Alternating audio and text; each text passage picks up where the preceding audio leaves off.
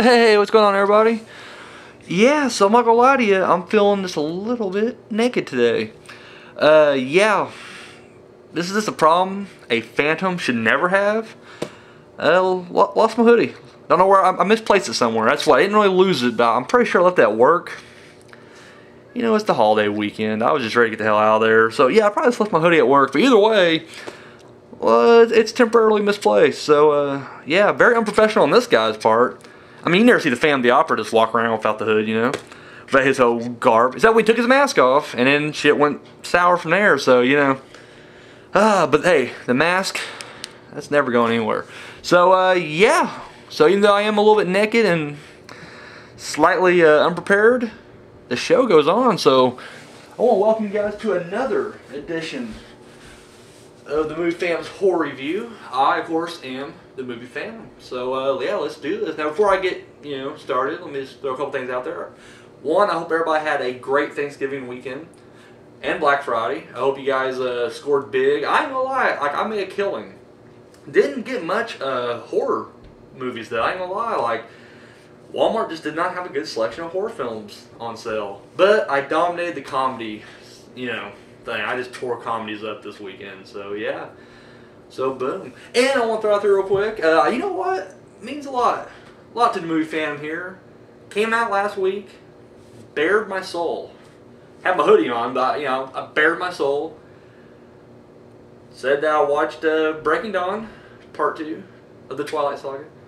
And I gave open permission. I was like, guys, tear me a new one, slam me, everything else. And you know what? You guys are my boys. Not a single person took a cheap shot at me. I appreciate that. So, means a lot to the Phantom right here. So, thank you very much. I do have a little follow-up to that, though, if it means anything at all. Phantom does have a girlfriend now. And it's weird because I'm a Phantom. She's like a fallen angel. It works out really good. Got her to watch Halloween. The original. She loved it. Never seen it before, and she loved it. So, you know what? Sure, I took a bullet with the Breaking Dawn, but I thought we converted, another Halloween fan, so it's worth it. So, boom. So, let's get started on the show, shall we? Now, got two movies I'm going to review for us this week. I do not own either one of them, but we got, first, The Fog. The original. John Carpenter classic. And I also got I Married a Monster from Outer Space. The original. So, yeah, we're still doing the show. Different look, but, boom, same old show. Same old Phantom. Underneath it all, same guy. So, let's get started. Question of the week last week was, I asked, didn't do top three. Instead, just did a quick, question out there. It was, which franchise do you prefer? Resident Evil or Underworld? And, dude, it was, all the ones I got, all the responses I got back were all Resident Evil. 13th Wolfman, WTS Sky Dark, and My Bloody Sanitarium all said Resident Evil along with me, so that's just, boom, landslide. Never happened. Don't happen in top threes very often, or ever. So, yes, but landslide, so Resident Evil. I'm going to give the championship, I want to give Alice the championship belt right now. That's all there is to it. So, I want to thank everybody, I want to thank you guys for participating. Now, the top three's back this week, alright? Finally got a couple movies that I can actually draw a top three off of. We got John Carpenter's The Fog. So the question I'm going to throw out there is, what are your favorite top three John Carpenter films? Now here I'm not going to just strictly keep it to horror if you want to, because I mean he kind of branches out. I mean, though he is primarily a horror director, he does branch out. So I will take any genre whatsoever. All it is, top three John Carpenter films. For me personally, if I'm doing my top three, at number 3, this was like one of my favorite movies when I was a kid. And it still is. Like, if I did a top 20 or 30, I don't know. If I did a top list, it'd be, it's in my heart. It's up there. Big Trouble in Little China. I fucking love that movie. I think it's hilarious. I think it's just brilliant. In fact, 2 or 3 years ago, I actually went as Jack Burton to a Halloween party. And, like, 2 people knew who I was. That was it. Like, everybody was like, you're wearing a tank top and you're carrying a gun? That's the laziest outfit ever. I'm like, fuck you, Jack Burton. So, yeah, and I was just quoting the movie all night. It was great. I enjoyed it. I had a good time. So, yeah, Big Trouble in Little China. Number 2, without a doubt, would be The Thing.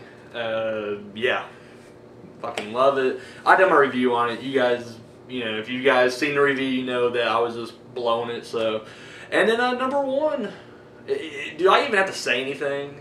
I'm pretty sure the poster's framed up back there. Or not, it's not framed up, but I'm talking about the shot. It's framed up.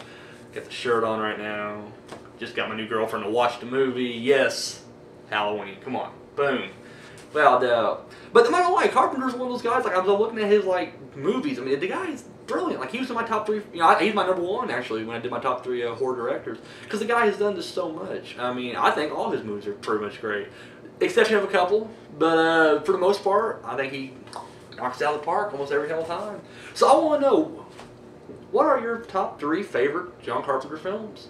There is a slew of ways to just hit me up on this thing. We got, I'm going to fill in for Misery Black on this one. We got the video response. If you can hit me up with video response, that'd be cool. We got, you can leave a private message. People have been doing that lately. That's been kind of a big thing. Email me at moviefam7@gmail.com. Also, the comment right down there below. And, of course, my Phantom friends over on Facebook. You can hit me up there. So, yeah, multiple ways to hit me up. Do what you gotta do, guys. I'm down either way. So, yeah, let's go ahead and get started. Now, once again, it was a holiday week. And I just have not been near the internet hardly at all this week. So I didn't look up a whole lot of news. And by a whole lot, I mean, like, nothing. The only thing I came across is early in the week was, you know, you know, we mentioned before, Insidious is getting a sequel coming out next year.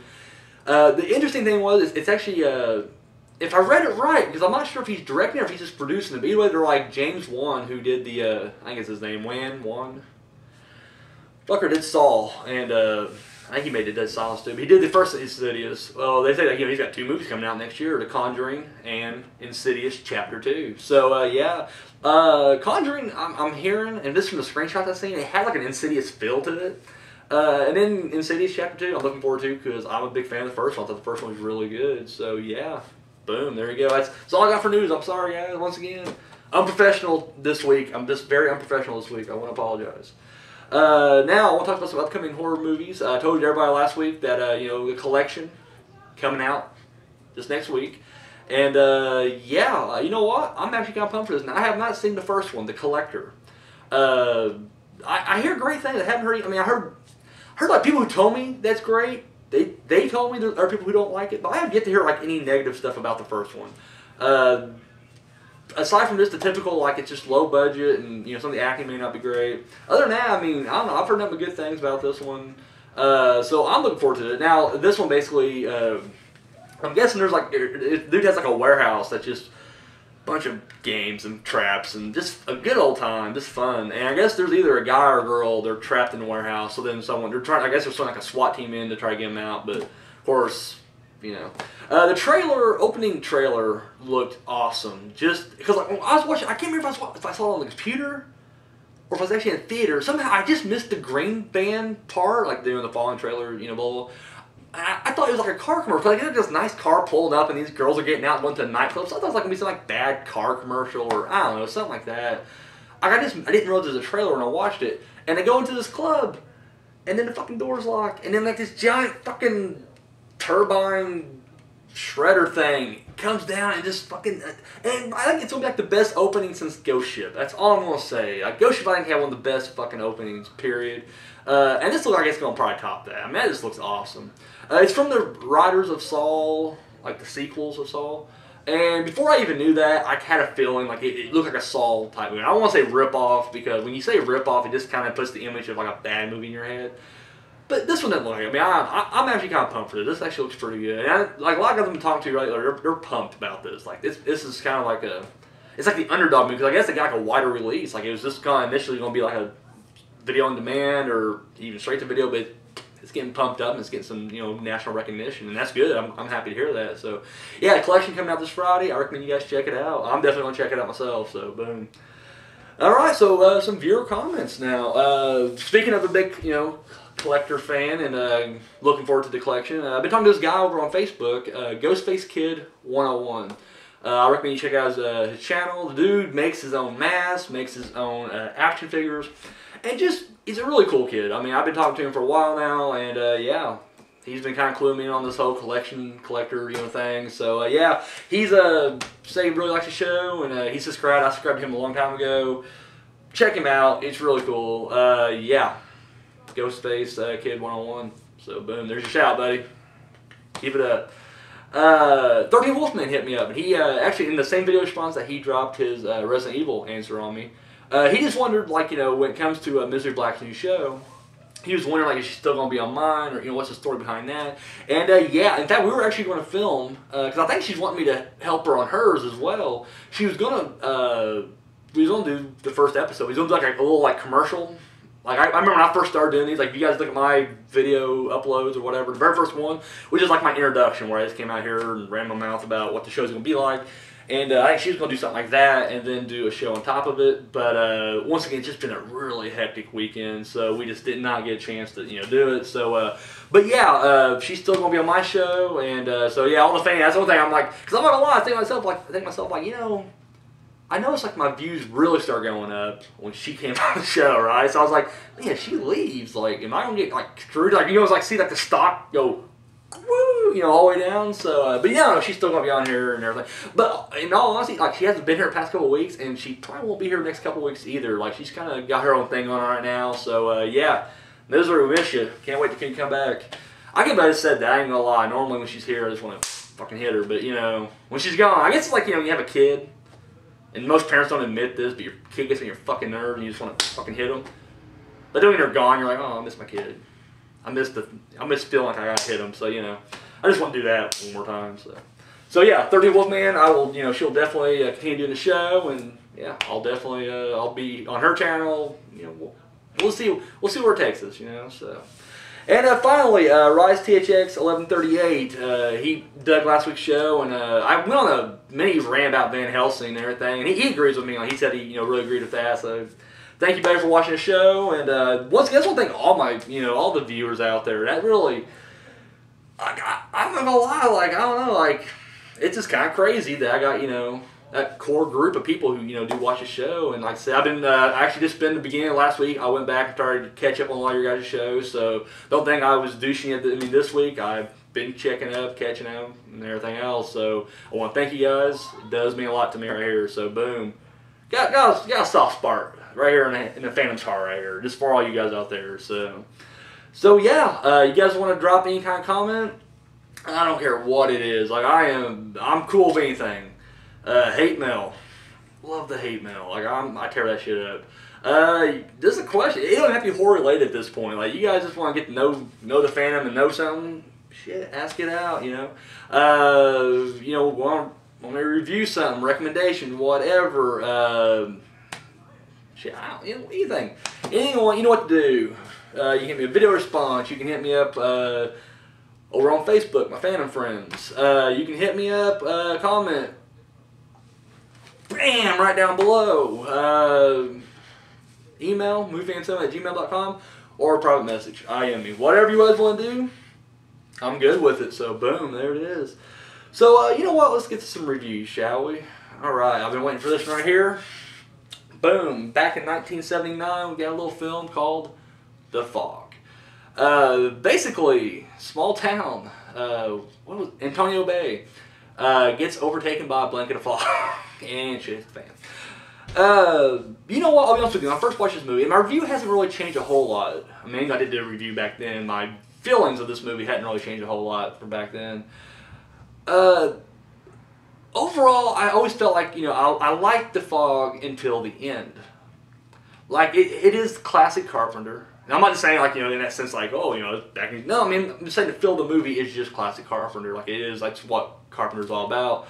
I do like, the build-up and all stuff. I feel like it just ends too abruptly, and just, like, I don't know, it just has a lot of this loose ends that I just don't care for at all. That's all there is to it. Watching this time around, I kind of had the same thing. I do like it a little bit more than I did. Like, if you would have asked me, I don't know, last week, do you like The Fog? I would have said no. I've been like, not really, no. I would give it credit where it's due. I would be like, well, it'd be... And now I'm watching, I'm like, you know what, it's not that bad. I mean, it's not as bad as I initially said it was. I still don't like the fact that it just feels rushed, and I'll get into that. You know, what I love about the movie is, I mean, it fleshes out all the characters, which is good. It builds them up, and it has this great, you know, it's just, boom, they're all getting, and it has decent scares. There's a scene where Jamie Lee Curtis is like directing the morgue or whatever, or at the doctor's office, I don't care where they're at, anyway, it don't matter, there's dead bodies, and there's a scene, like, you can see it coming, like, Carpenter is showing you what's happening. He's showing you, like, the dead body coming up and walking toward Jamie Lee Curtis. He shows you this. And yet, the scare's still there because it you know, it cuts to her, like, she's in the foreground, bad guy coming behind her. It cuts, you know, now from the bad guy's point of view, I guess you can say, even though it's not POV shot, but just, you know, from the back of her, and then he just falls into frame, like, his body just fucking dies. And it's effective, I won't lie. I jumped when I watched it this time, I was like, whoa, a little jolt right there, you know? There's a scene later on where Adrian Barbeau's on the rooftop, the lighthouse or whatever, and you know, one's falling up there, and then there's one over on the side of her. And I mean, once again, I forgot about that scene. Another little blah, you know. So I mean, it definitely has, you know, its classic scares, and it has suspense, and I mean, it has atmosphere, and it, you know, it looks good. And the music, I mean, it has that great Carpenter music. Like, even though, like, most time when Carpenter does movies, and it's like it's always him with somebody else, it still just has that Carpenter feel to it. That's all there is to it, and this is no exception. This is strictly just fucking Carpenter. So yeah, but you know, it's building up on everybody. I like that. The story isn't that bad. I mean, I like the story too. I mean, pissed off lepers are, you know, coming back, and I'm not gonna go like, I mean, this is a movie that like everybody has seen. Like, I'm not gonna be like scene by scene break it down and like that. But you know, I do like, you know, I thought the story's really good. My problem is, okay, we're building everybody up. And see now, okay, just a little side tear here for a second. I'm a big fan of movies where people are trapped somewhere and it's getting under siege. He did this with Assault on Precinct 13. He also did it with Prince of Darkness, which I thought was awesome. Not a Living Dead's a movie like that where they're just trapped in a farmhouse. Dawn of the Dead, same way. I love those kind of movies. Signs, to a certain extent, like that. You know, I thought that was just, you know, I love that. And so it kind of builds up like it's going to happen. And I love it because you get to know all these characters separately. It's almost like multiple storylines going on, and then they all converge. And I'm like, yes. And you're thinking like, okay, now they've made it to this old church. They're going to barricade themselves in. And now let's do the third act. I feel like there should have been an extra half hour to even an hour. Maybe an hour is too much. Maybe 40 minutes. Another half hour to 40 minutes tops could have been added to this movie, I feel. And it would have been perfect. Because I was, at that point, even when I first watched it the first time, and even now, I'm with it. I'm like, yes, this is really just top notch. But then, it's like they get there, and then it fucking ends. Like, it literally just fucking ends. And I don't know, I'm just not feeling that.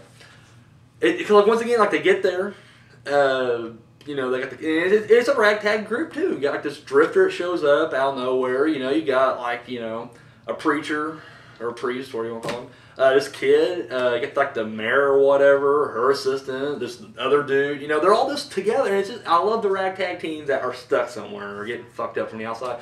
And then it just fucking ends in the shittiest way possible. And literally, I mean, I'm literally saying that it takes like, it's like 5-10 minutes, they're at the old house or the old church, and it is over. Like, that's the end of the movie. The other thing that kills me is, alright, I'll go with the storyline that these lepers are just pissed off because the old town folks fucked them over. I get that. I'm cool with that. That's not a problem with the story whatsoever. It just seems like, okay, they're coming back to kill the ones that fucked them over. 6 must die. And that's a good scene, too. There's a scene where Adrian Barbeau gets his driftwood, and this is Dane on it, for the ship was called the Elizabeth Dane. And it changes to 6 must die, like the thing, and it's like leaking water and then just bursts into flames. Dude, that's a fucking awesome scene. Like, I'm watching, I'm just like, holy shit, I forgot how creepy that was.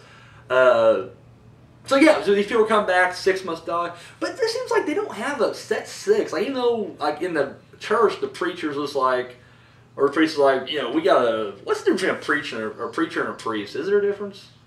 Does it matter? Anyway, almost like, I'll keep saying priest, sorry. So the priest is, he's just like, they're coming back, you know, I'm one of the descendants. It just seems like, no, like, they're not just killing the descendants, because they literally are just kind of killing randomly. There's 3 people on a boat in the middle of fucking nowhere. It seems like they're just the first in line, they show up, they're in the wrong place, wrong time, they get wiped out, right? Okay, now if even somehow like these 3 were related to the answers, okay, we'll go with that. I'll even buy the fact that they take out the dude at the weather guy. Yeah, same thing. I'll buy that. Fine, they kill him. All right, the nanny who's watching the kid. Really? Okay. So she's a descendant. I'll buy that. But now they're attacking Adrienne Barbeau, and they don't kill her. Now, if you're adding this up right now in your head, 6 must die. Is it like 6 every 100 years? I mean, that's a story. I'm cool with that. Like every 100 years, I'm gonna come back and just kill 6 more and go back to where it came from. I'm okay, but this seems like they would have like a set number. Like 6, this kind of seems like, okay, there was 6 people involved with this conspiracy, and we're gonna fuck up these 6 people. So okay, they kill the 3 people, the weatherman and the nanny. If they're going after Adrienne Barbeau and the kid, that's 7, right? So there was no like set fucking number then. It just means like these fuckers are just pissed off. And that's the idea. Like that's the mindset. Like maybe John Carpenter wrote like, all right, there is no like these guys are just back to kill whatever. And the priest is right. I mean, maybe that's how you wanted to be meant. But I'm just like I'm pointing out as like a flaw. I'm like I'm sorry, this just seems retarded. So anyways, you know, they do this. They at the old church. They find that the gold that they stole from these people was melted down to a cross, which I'm also not buying that either. Because I'm thinking to myself, okay, we got the cross, it was, you know, whatever. Then why did you even steal it? Like, what are you doing? They didn't spend the money at all. They just turned to a cross? So, like, I can get, like, the whole reason, like, not wanting to be there because they don't want a fucking leper colony. But I'm like, I'm sorry, like, I would have just, if I already went that far and killed people, I'm going to spend their money, right? Wouldn't you? I don't know. I didn't like that aspect of it. So they give the gold back, or the gold cross back to the fucking pirate guy. I'm gonna call them pirates too. Like for a long time, I forgot they were leopards. I just kept telling everybody, like I'm telling them about the movie, I'm just like fucking pirates. Seem like pirates to me. Anyways, they give it back to Blake, and anyways, like he just explodes, and the whole time, like they're still trying to kill Adrienne Barbeau on this rooftop, and of course they just vanish. So they were going to kill her. We're all clear on this right now. They were going to kill her and all these other people in this fucking place. At the end of the movie, you know, it's all they get. You know, it's like, you know, we survived it, whatever. And the priest is walking around. He's just like, well, why was I spared? And then he walks out there, and they're all there again, and they fucking kill him. I'm like, okay, so that's the 6th one. 6 must die, okay. But then why didn't they come back for Adrienne Barbeau then? Like, that's what I'm saying. Like these fuckers have no agenda really. They're just like, we forgot to kill one. We got to come back. I don't know. It was just, and that I know it shouldn't be a reason because as much as I can build up the first hour or so of this movie and say how good it was. I'm sorry, dude. That ending just blew for me, and that really sinks this movie down. Like, I'm just not a big fan of it. Like, and I'm not, once again, I mean, it's not horrible, and I like it better now than I did then. I'm just saying, overall, and especially when you list out my John Carpenter movies, it's gonna be down here. It's gonna be pretty low. It's gonna be down there with like The Ward and shit. So, yeah, I'm not feeling it. Just not feeling it. Now, like, the acting's still good. I mean, everybody did good. It's cool to see Janet Leigh and Jamie Lee Curtis in the movie together. You know, that's her daughter in real life, so that was cool. And, of course, they had all the John Carpenter regulars from that time, so they were all in it. I like Adrienne Barbeau. This is my favorite movie with her acting in it. Because most times she just kind of plays like this bitchy character. Like, every fucking movie I've seen her in, Back to School, fucking Creep Show, that, you know, and fucking... Even like Escape from New York, she kind of had like that bitchiness to her. She seems like a cunt in all her movies, and this is the first time where she seemed compassionate. Now, I'm not going to like go on a line and be like every movie she does she's a cunt. I haven't seen a whole lot of Adrienne Barbeau movies. I mean, I think she's attractive. I think she's really hot. Way to go, John Carpenter. But yeah, I just never been a big fan of her. So I really thought she did here, and I like the fact that like she had her radio voice, and I like the fact that like even when shit starts getting weird. She maintains radio voice until she realizes her kid's in danger. And that's just when the voice really kind of goes. And I like that. I thought that was a nice little touch there. But yeah, overall, I mean, I do recommend The Fog. I mean, you know me, I will usually recommend almost any horror movie because I do feel like you can't run your mouth about something until you watch it. For the most part. This is considered a classic. You need to watch it. For me, however, it's just not, I'm not huge on it. So... that's my review for The Fog. It was, however, better than the fucking remake, which I cannot find hardly any redeeming qualities for the remake whatsoever. No, there's just none for me. Alright, we're going to move right along. We're going to go back further now to 1958. I Married a Monster from Outer Space. Yes. Now, you probably wonder, like, you know, Phantom, why are you doing, like, all these old retro sci-fi? You know, I'm just on this kick right now where I've just been watching all these, and, like, like, if you look at the genre listings for a lot of these, they consider them like horror or sci-fi horror. And I think that's kind of crazy. I'm like, really, you know, but I guess they, you know, they are kind of like, you know, in that same realm. And I'm like, you know what?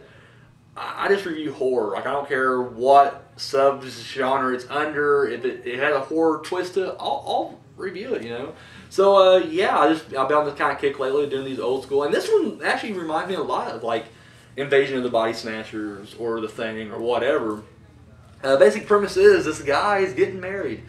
And turns out an alien takes over his body before, you know, the wedding. And she marries the man that is not the man she married, kind of thing.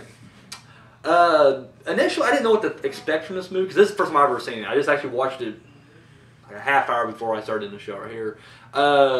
Initially, I was like, you know, I don't know what to expect. It had like one of the cheesiest fucking titles. Like, it just seems like, if you're going to make like a B sci-fi movie, this is the title you should use. I Married a Monster from Outer Space. Like a bad tabloid headline or whatever. But, you know, it was actually really good. I really thought, like, you know, I kind of like the opening scene where it just kind of shows all these guys sitting around a bar, because it's like right before his wedding, it's his bachelor party, and they're just kind of ragging on each other. And I really liked that. Like, I thought that was kind of a neat little scene, you know. And I mean, for the 50s, it just seemed like, I don't know, it's kind of cool to see. I don't know. And of course, I know there's probably a million other movies from the 50s that I'm just glossing over, but I don't see too many movies, you know, with that kind of, I don't know. Like I said, just kind of cool to see dudes ragging on each other in this manner, especially this far back. So I thought that was just really cool. Yeah, I thought, you know, the monster didn't look too bad. I mean, if you look at it now, it's like, okay, it's kind of cheesy, but I think for the time it looked really good. I mean, I've seen some really shitty sci-fi movies from the day that just looked horrible. And, yeah, so I thought the creature looked really good, or the creatures. And what I liked about this one was, alright, so the guy's driving home, he drank a little bit, he sees a body in the road. And he even hits it. He slowed down enough, but when he slows down, he fucking nudges it or whatever. So he gets out of the car, check it, it's gone. When he turns around, fucking alien touches it, and like this fog it's a fog again, rolls on him. He disappears, and then he comes back, and looks like, you know, who he was, except now he's actually an alien on the inside. And then you find out that there are more. And this fog keeps rolling or whatever, and before you know it, it's kind of a cool thing where, like, you don't know who's an alien and who's not, and they do this thing where like, you know, the guy will be standing there looking at the camera, and like the image of an alien just kind of goes over his face, like you can see beneath the skin, and it actually looks pretty cool. I really liked it. And of course, but the only person that kind of suspects anything is this dude's wife. Like, everybody else, you know, like one girl even gets married to another alien. Because apparently that's what these aliens, and of course you find out later on that, you know, I'll tell you why, but anyways, no one suspects him at all, but except for the first wife. She's the only one that's just like knows, like, this is not the man I married. And of course, the dude acts different. Like, the guy just he doesn't know how to react, because on their planet there was no emotion, there was no feeling like that. So it's hitting him new and everything. So yeah, she just kind of, you know, she senses something's wrong right there. But the thing is, she goes to her godfather, who is the chief of police. He's a fucking alien. At one point, she tries to send a telegram to the FBI. The dude who's sending telegrams is a fucking alien, and so she don't know who to trust. She doesn't, whatever. So yeah, it's just kind of it played on that whole paranoia thing. I really like the aliens, because they are just so fucking ruthless. Like, this alien, or just like the guy, like the whole point of these aliens come down here is they're all males, and they basically. They need to impregnate women. They need for their race to live on, and they just don't have what it takes just yet. Like, they're still trying to figure out, like, how to, I guess, bang them and have the child conceived. So as we're trying to work out these details now, they're just banging away with no kids. And so, anyways, you know, she's been married for a year. She just has that need for a child, so she buys a dog and calls it Junior. And dude, like, the dog's not even in the mood for like 2-3 minutes. Like, literally, the fucking dude kills him. Like, the dog hates him. Like, the dog can sense this dude ain't human or whatever. So, at one point, he even grabs a hammer, like he's gonna fucking hit it. I'm like, yes, this is awesome. He drops the hammer, and I guess he just strangles the dude with the collar, you know, because he has to look like an accident. You know, you can't just, can't be like, well, the dog beat himself to death with a hammer. No, the dog strangled himself on his collar. But yeah, and then there's like a scene, there's a scene where, as she's getting crazy paranoid, she runs into a bar, and there's like this drunk dude who's kind of hitting on her and everything. But he kind of senses there's something up. Like, yes, she's kind of telling the truth about this. So he goes to investigate. Now, I'm watching this thinking, like, okay, he's going to be like the new hero of the movie. You know, you always have to got one guy who's like the leading man who's like, he's going to step in there and help. And dude, like, he shows up at this, at her house, and of course her husband, who's an alien, he realizes like this motherfucker's causing some problems. So he gets the police, because that's who they attacked first, was like the police. They converted all the police or whatever. The police show up and they're questioning him and everything. And of course he knows something's up, so he pulls a gun out on him. They're shooting him, and it's have no effect. So they club him. The dude cop comes up behind him, clubs him down. He's down. He's unconscious, and they're like, is he gonna? You have any use for him? They're like, no. Dude, they fucking shoot him in the middle of the street. How gangster is that, dude? Like, they fucking just... I'm like, holy shit. Like, there could be some humans left on the planet. Like, there's no female. Like, they don't convert to female. I'm like, there could be an old woman looking out a window. These fucking aliens don't care. They just cap him in the street. There's a scene where an alien who hasn't quite taken form yet. I don't know why. They don't explain. And I don't care because this is a cool scene where this woman comes out of a bar. And she sees this guy looking in the... He's like at a doll shop. So she's hitting on him, but she can't quite see him. And anyways, she getting pissed that he's not responding, so she's like hitting him on the shoulder or whatever. He turns, she sees the face, and she shrieks. She shrieks, and we're in like downtown, wherever this town is. She takes off running, and the dude just laser shoots her in behind and kills her. I'm like, holy shit, I love it. I don't know. These aliens have balls. They didn't give a fuck, dude. They just like torp anybody. At the end, which I thought was, at the end, she gets the. Finds this doctor who believes her, and so he gets some humans together. Now, I kind of know how he knew they were humans, because I think he just found like any baby that's been born recently. Clearly, there was a father who's still human, so I think he just rounded up like all the recent dads. But it's kind of weird though, like he gets them within like an hour. I'm not gonna lie, if someone comes to me and be like, yo, Phantom, there's aliens and there's a whole crazy story, I'm gonna set it out. I'm not gonna lie, be like, I'm sorry, this sounds crazy to me, or like a prank. I'm out. I'm sorry. And I felt like it's kind of, but it is the 50s. Everybody was more gung ho back then, I guess, and not quite as cynical. So, anyways, but they get all these people together, and they go through the ship. The aliens come out, and they're just fucking guns blazing or whatever. They release these dogs on them, and like one dog like rips off like the air hose or whatever. The dude's melting away. And like they just shoot the dog, laser gun, dog disintegrator. I'm like, holy shit, this is awesome. Like they didn't care. They just fucking wasted anybody. I don't know. It was pretty sweet. I enjoyed it. It does have this typical happy ending. I was kind of hoping for. I've not seen the original Invasion of Body Snatchers yet, but the other ones had like that kind of dark, gloomy ending. I was kind of hoping for that. Like I was kind of hoping like I don't know, maybe like the aliens would win, but there's a happy ending. But it's like a shitload of aliens leaving at the end. Like in this movie, you only see this small town, the spaceship there, but then at the end you see planet Earth, and there's like thousands of fucking flying saucers. I'm like, did they all fail on a? And I'm like, if you got that many people, fuck it. Like this is gonna sound harsh, but I'm like, fuck it, go in there, kill them, and then just rape the women and have fucking kids. I'm just saying, these aliens were kind of like they were gangster in every other way except for getting the job done in the end. That's why they lost. Which is why the Body Snatchers is superior, because they like, fuck it, we're gonna dominate one way or another. So definitely recommend it if you're into sci-fi, if you're into the Invasion of Body Snatchers. I say recommend. I say check it out because it is a good movie. So yeah, so there it is, The Fog. I Married a Monster from Outer Space. Check them both out. So yeah, I'm heading out of here. Real quick before I go. There's like a week left before I do the deadline for tallying the votes for the 2 suggestions on the FAM Awards. So if you have not yet casted a vote or whatever, check it out. Don't know what I'm talking about. It's on my upload videos. Like I'm not even gonna like post a little link down here. And so check it out. So yeah, that's all I got. See you guys next week. Hopefully I'll have a fucking outfit on. So boom, I'm out. Check you later.